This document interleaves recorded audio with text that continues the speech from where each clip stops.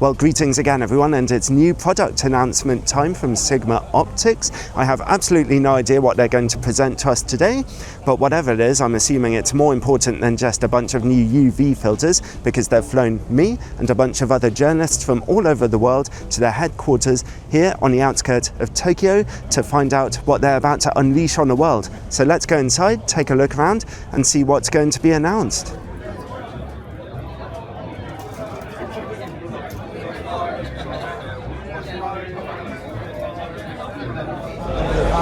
Can't believe how many people are here today. It must be about 300 people. This is huge. The gathering was massive, and it soon became apparent we were in for a whole bunch of cool new stuff. Firstly, a bit of a rebrand, a new Sigma logo with a new typeface and even new packaging boxes, which all looked pretty classy and signalled to me a move by Sigma to be perceived as a more high-end manufacturer. Just how much that was really needed, I don't know. I think most photographers know that Sigma's gear is a lot more upmarket than it was 15 years ago, but still, nice logo. Oh, and Sigma are also officially dropping the DN title from their new lenses. It used to signify a lens for mirrorless cameras, but they're all for mirrorless cameras now. Next, and more importantly, a new and rather extreme APS-C super telephoto lens for Sony E, Canon RF, Fuji X and L-mount cameras, the 16-300mm f3.5 to 6.7 DCOS. The last super telephoto lens I saw with such a spectacular zoom range was a Tamron lens about 10 years ago, which was lots of fun to use but had pretty terrible image quality, and it was just for digital SLRs. Sigma claim they've solved the puzzle of fitting good image quality into such an optic. Well, we'll have to wait and see about that, won't we? I was impressed by its quick autofocus and good image stabilization, and its price of $700 or £600 here in the UK is surprisingly reasonable for such an instrument. Oh, and by the way, I have one of these in my hotel bedroom right now, staying with me. Don't worry, I'm not going to sleep with it, but it will be coming with me to the Japanese countryside on a special trip over the next couple of days. I'll be taking lots of pictures with it and sharing those with my Patreon supporters, and of course, they'll end up in my final review. Next, something really eye-opening, even a bit revolutionary for L-mount and Sony E-mount cameras. I got a chance to handle the new 300 to 600mm f4 DGOS sports lens, and it kind of blew away everyone who touched it. Firstly, those parameters are impressive enough. Combining such a zoom range with a relatively bright aperture will make this a great option for professional sports or nature photography. But most impressively, this thing looks and handles almost exactly like a Canon L or Sony G Master lens, from its white paint job, professional controls, quick autofocus and solid image stabilization, to generally gorgeous build quality and a focus preset ring. Its minimum focus distance of 4.5 meters when zoomed in is rather on the long side. Its weight of nearly 4 kilograms or almost 9 pounds is a bit on the heavy side, so while you can handhold this thing, a monopod will be helpful. Those are the only shortcomings I can think of here though. Honestly, it really is just like a Canon L or Sony G Master lens, even down to accepting 40.5mm drop-in filters, but at a price of only $6,000 or £5,900 in the UK, it massively undercuts both of those competitors, being less than half their price, despite offering the extra zoom functionality. If the lens turns out to be up to scratch when I get round to testing it, well, for some photographers it could quite seriously be worth investing in a Sony or L-mount camera for. A test will come just as soon as I can borrow one.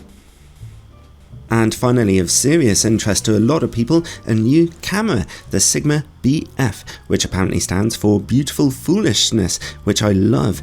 The idea is for this thing to be radically simple but with excellent build quality, simultaneously looking beautifully designed. It's an L-mount mirrorless camera with a full-frame 24-megapixel sensor, and this camera is very Sigma. It's clearly a passion project from their CEO Kazuto Yamaki, in my opinion.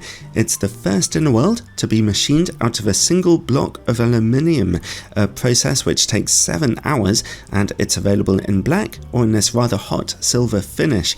As you might expect, this camera is extremely tough, a little hard-edged some might say, but it is at least quite small, and at 446 grams it has a little weight to it, but it's not too heavy.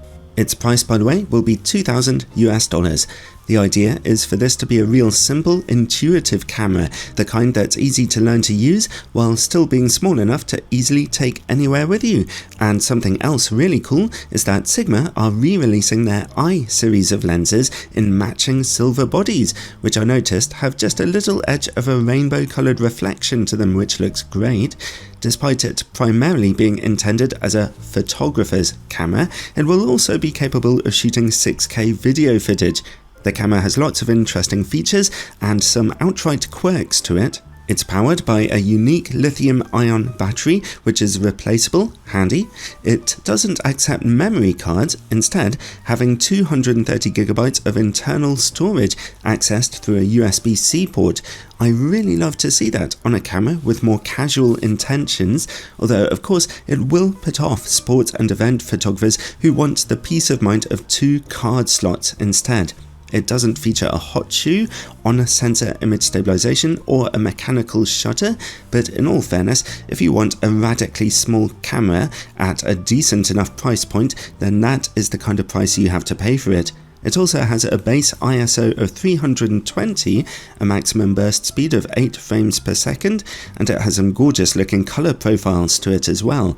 In those ways, it's quite a similar camera to the older Sigma FP. Although, when I was handling it, the new camera seems to have much better autofocus, faster and more confident. Its menu system is a little unusual though, and will take some getting used to. I will tell you how I get on with it after a bit more practice. This is going to become another original yet polarizing Sigma camera for sure. But really, that's the only way you make a cult classic, isn't it? And admittedly, its older brother, the FP, has its fans and is a lot of fun to use, although not as outright simple as this new camera. That was a bit more exciting than I was expecting. It was worth a 13-hour plane trip and associated jet lag, I suppose. I've never been in a press event where so many journalists were gasping in excitement. The first big gasp was when the 300-600mm lens was announced. Wow, that looks absolutely incredible, especially for its price. Next big gasp with the camera. I think everyone's been hoping for a long time that Sigma would come up with something new on that front. Third gasp, when they found out it had a big internal storage capacity, and the final gasp when all those lovely I-series lenses appeared in silver. I think there's lots of excitement here. I've never heard so many excited journalists before. Well, shall we go into the office and have a look around? I am never going to look back from becoming self-employed, but if I had to be employed somewhere, it would be here. I wonder how my wife and daughter would feel about coming to live in Tokyo.